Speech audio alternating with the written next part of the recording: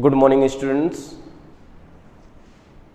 We have already studied few rules of voice. Now we are going to study an important rules if the sentence will be differ. पहले हमने पढ़ा था according to the tenses and according to the modal auxiliaries, but अभी हम आपको कुछ और भी important rules, important types of structures आपको बताने जा रहे हैं कि यदि आपके सामने इस तरीके की स्ट्रक्चर आ जाए तो how you solve these types of sentences, how will you change this active voice into passive voice? Firstly, let's what's the structure? What is the structure? If in active voice, अगर active voice में there is given firstly verb, after that object and after that etc. My dear students, इसके पहले जब हमने पढ़ा था तो वहां पर there is a given subject, there is a given helping verb, verb, object and etc. But here as you are watching there is no subject.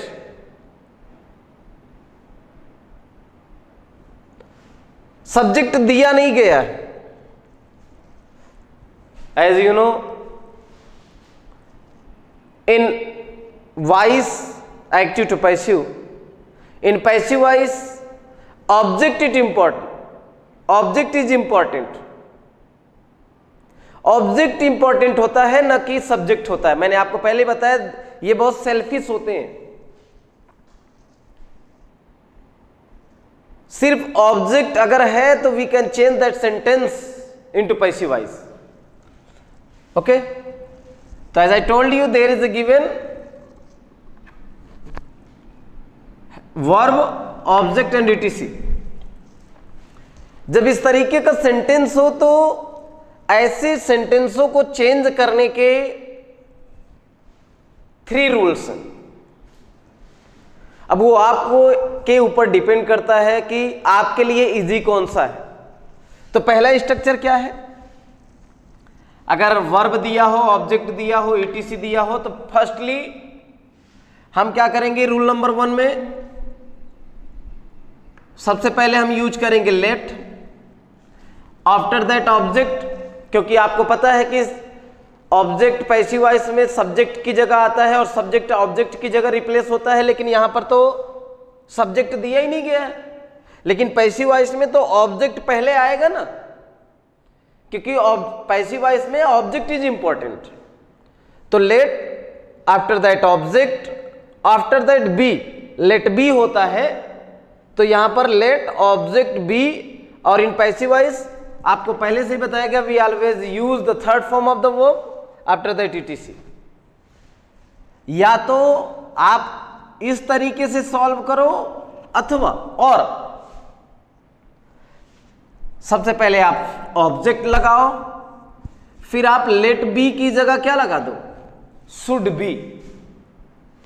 After that v3 then etc. Okay, let's solve the example. Solve the problems. There is a given subject. Subject दिया गया है? No. There is no subject. There is a verb. Solve is the verb. After that what is? After that object there is no etc. Subject नहीं दिया गया है और etc भी नहीं दिया गया है. Okay? Let's solve. जब हम सॉल्व करेंगे तो उस समय according to the structure in passive voice firstly हम क्या करेंगे? लेट, फिर इसके बाद क्या है? ऑब्जेक्ट. ऑब्जेक्ट क्या है? The problems. Late the problems. इसके बाद क्या लगाएंगे? B. After that V3 V क्या है?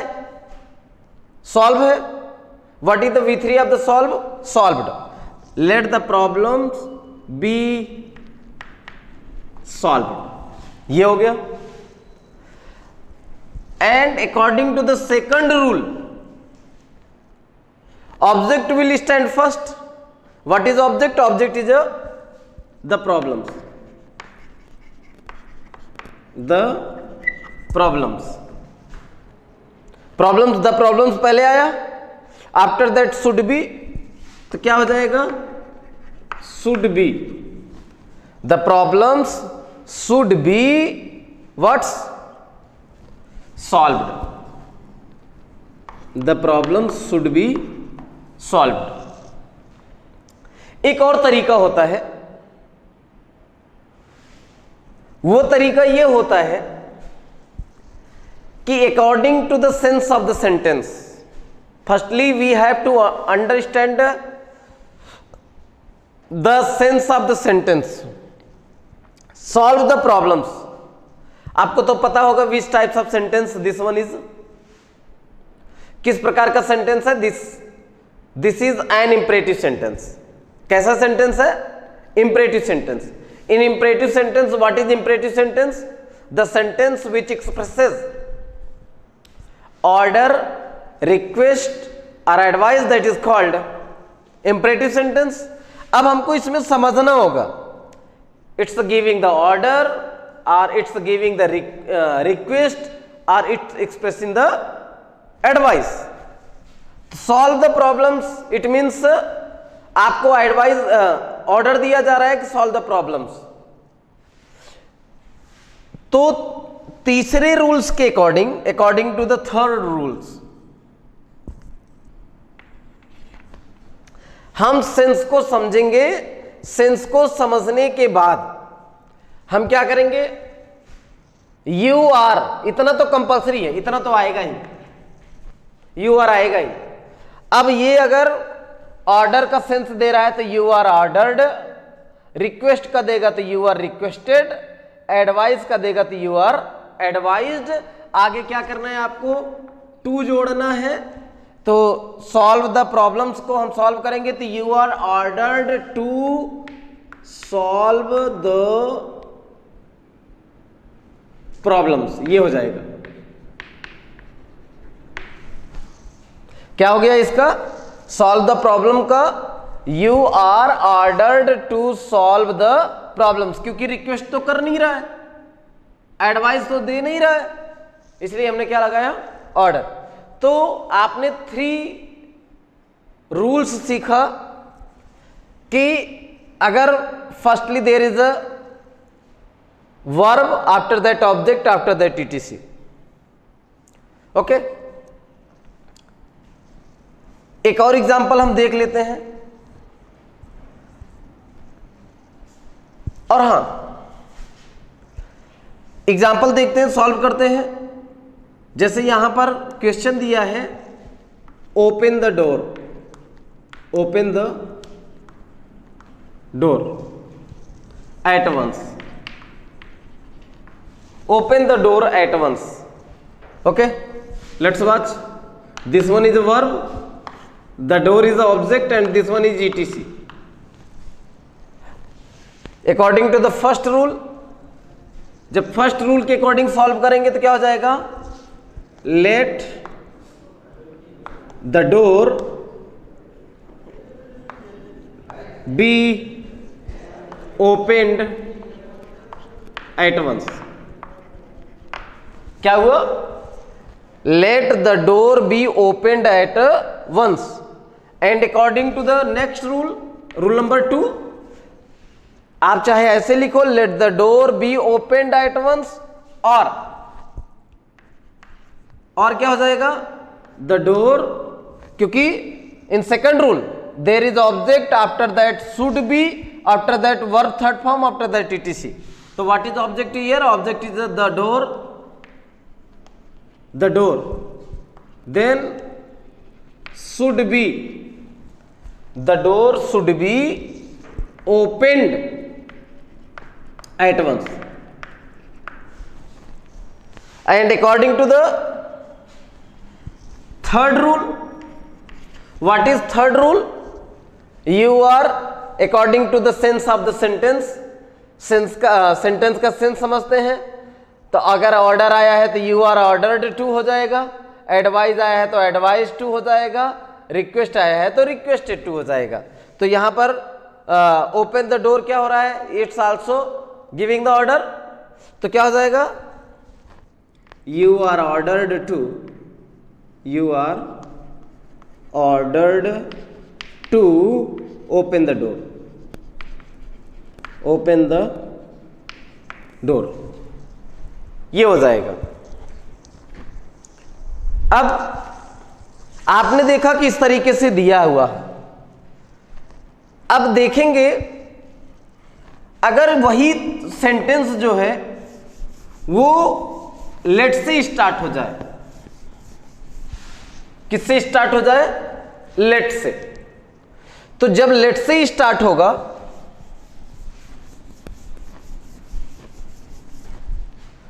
जब ये लेट से स्टार्ट होगा, जैसे क्वेश्चन दिया गया है, late the boy do this work, late the boy do this work.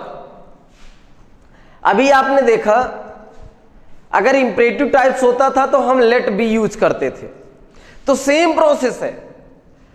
Late already दिया गया है, you have to use here only what's be. तो जैसे let the boy do this work, पहले मार्क आउट कर लेते हैं। The boy is a object and do is a verb, this work is this one is a subject.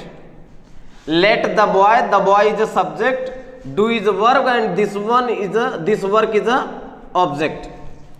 जब हम change करेंगे तो अकॉर्डिंग टू द स्ट्रक्चर और the rules, subject will stand at the place of object and object will stand at the place of subject. तो let का let, this work will stand first, let this work, after that क्या होगा? Be, do, हम passive voice में हमेशा we use the third form of the verb, तो let this work be done by the boy, ये हो जाएगा। इसी तरीके से एक दो और एग्जांपल्स हम सॉल्व कर लेते हैं। Example number next,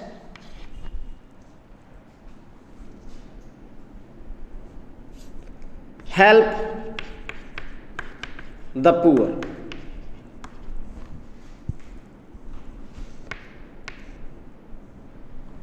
okay, let's mark out. This one is a verb, this one is a object. According to the first rule, when we change into passive voice, तो क्या हो जाएगा? let the poor be, let the poor be helped, let the poor be helped। और एक when you solve according to the second structure, firstly object क्या है? the poor। इसके बाद क्या हो जाएगा? should be, the poor should be helped, the poor should be helped। according to the third rules, ये फर्स्ट हो गया, this one is second, and now we are going to according to the third. तो क्या हो जाएगा? You are, you are. अब पहले हमको इसके मीनिंग्स को जानना होगा। हेल्प द पुअर, एडवाइस दिया जा रहा है कि हमें गरीबों की मदद करनी चाहिए, तो this one is a piece of advice, तो it means you are advised to help the poor, this one। तो अब जो है आप अगर इस तरीके का, आई थिंक इस तरीके का स्ट्रक्चर अगर दिया जाता है तो easily you can solve, you can change that sentence into passive voice. Okay students, let's watch. अब कुछ ऐसे सेंटेंस होते हैं जैसे कि मैंने ऑलरेडी आपको बताया कि इन passive voice there is a requirement of object. Object is very important things. वहां पर ऑब्जेक्ट ही सब कुछ होता है। तो जब हम इसको सॉल्व करते हैं, यहां पर देखिए आपको लिखा गया है some words not used in passive voice. कुछ ऐसे वर्ड्स जो पैसिव वॉइस में यूज नहीं होते हैं। अब वो हम देखते हैं। देखो, कारण यूज ना होने का है कि वहां पर उसकी जरूरत नहीं होती है, उस वर्ड की कोई जरूरत नहीं होती है। हमने ऑलरेडी आपको बताया कि voice is the part of transformation. And what is transformation? Transformation is that which change a sentence by one grammatical method to another but does not change its meaning. एक सेंटेंस को दूसरे sentence में बदल दे, इसकी meaning change ना हो। तो यहां पर भी आप जब एक्टिव वॉइस से पैसिव वॉइस बदलते हो तो मीनिंग चेंज नहीं होती है। तो यहां पर जब हम सॉल्व करेंगे, अब आप बोलो कि सर जो है उसमें वर्ड आ ही नहीं रहा तो मीनिंग तो चेंज ही हो जाएगी, लेकिन नहीं, ऐसा कुछ नहीं होता है। बिकॉज जैसे हमने कहा समवन स्टोलन माई पेन, किसी ने, समवन स्टोल माई पेन, किसी ने मेरी कलम चुराई। अब देखो इस तरीके, इसको हम लिख सकते हैं कि मेरी पेन चुराई गई। अब जब मेरी पेन चुराई गई इट मीन्स किसी ने तो किसी ने लिया होगा। तो यहां पर सिर्फ काम से मतलब रखा जाता है। उसीलिए देखिए हम यहां पर कुछ आपको ऐसे सेंटेंस दिखाए रहे हैं जो आपके बोर्ड के लिए बहुत इंपॉर्टेंट भी है। यहां पर देखिए one should keep once promise. यहां पर आपने देखा one should keep once promise. जब हमने इसका पैसिव वॉइस बनाया तो इसमें आया प्रॉमिस। देखो ये क्या कर रहा है, शुड का हमेशा आपको, मैंने पहले आपको बताया था जितने भी मॉडल एक्सरसाइज होते हैं, मॉडल एक्सरसाइज में हम सिर्फ क्या करते हैं, बी जोड़ देते हैं। तो यहां पर शुड ऑलरेडी था ही, मॉडल एक्सरसाइज है। तो प्रॉमिस क्या है, ऑब्जेक्ट है। इसको पहले ले आएंगे, सब्जेक्ट के रूप में हो गया प्रॉमिस। शुड का शुड बी, कीप वर्ब है, this one is a verb. और हम पैसिव वॉइस में वर्ब का थर्ड फॉर्म यूज करते हैं, तो प्रॉमिस शुड बी केप्ट हो गया। अब यहां पर आपने देखा कि ये वन और ये वंस गायब हो गया। क्यों? क्योंकि यहां पर इसकी कोई रिक्वायरमेंट है नहीं, हमें वादा निभाना चाहिए। अच्छा, वादा जाहिर सी बात है, आप किसी से प्रॉमिस करोगे तो प्रॉमिस को निभाना पड़ेगा।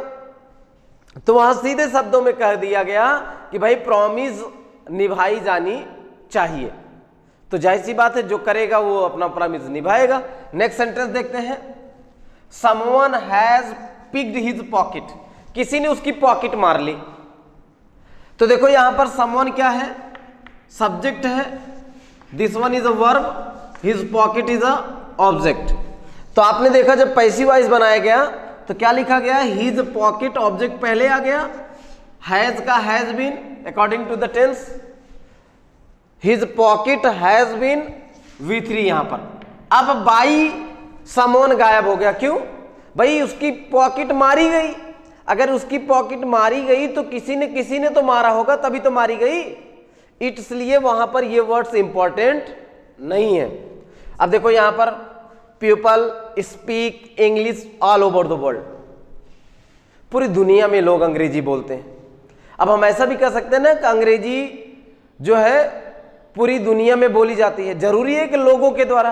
अरे बोलेगा कौन अंग्रेजी? जानवर तो बोलेंगे नहीं, तो आदमी ही बोलेगा। इसलिए वहां पर ये पीपल लगाना कोई जरूरी नहीं है। तो यहां पर आपने देखा people speak English all over the world. जब हमने इसको पैसिव वॉइस में चेंज किया तो गया इंग्लिश, क्योंकि this one is a subject, this one is a verb and this one is a object. Object पहले आएगा तो हो गया इंग्लिश, ये सिंपल प्रेजेंट टेंस, तो क्या हो गया कंटिन्यूअस में बदलता है, तो English is spoken all over the world. आपने देखा बाई पीपल गायब हो गया, क्यों? क्योंकि वहां पर उसकी कोई रिक्वायरमेंट नहीं है। सेम तरीके से आई इनवाइटेड मयंक, तो आपने देखा इनवाइटेड V2 है, सिंपल पास्ट है, और सिंपल पास्ट को कंटिन्यूअस के साथ कन्वर्ट करते हैं, तो मयंक वाज इनवाइटेड, मैंने मयंक को इनवाइट किया, तो अब फिर मैंने बोला मयंक इनवाइट किया गया, तो किसके द्वारा?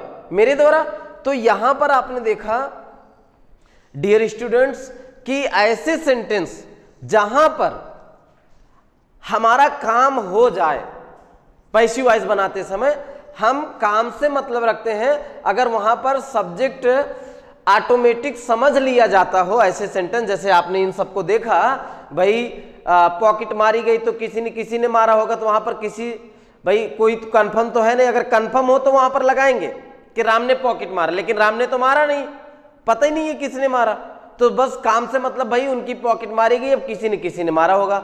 तो इस तरीके के जब आपको सेंटेंस आए तो हमेशा ध्यान देना, always mind it that there is no necessary to use subject, only हम क्या करेंगे पैसिव वॉइस में ऑब्जेक्ट को पहले ले आएंगे, सारे रूल्स जो है अप्लाई करेंगे टेंस के, और बाई सब्जेक्ट लगाने की कोई जरूरत नहीं है। तो आपने ये सब भी देख लिया, ये इंपॉर्टेंट होते हैं आपके बोर्ड के लिए, इस तरीके के सेंटेंस आते हैं। I think you can easily understand this topics. If there is any problem in understanding, you may comment in a comment box. Thank you. That's all.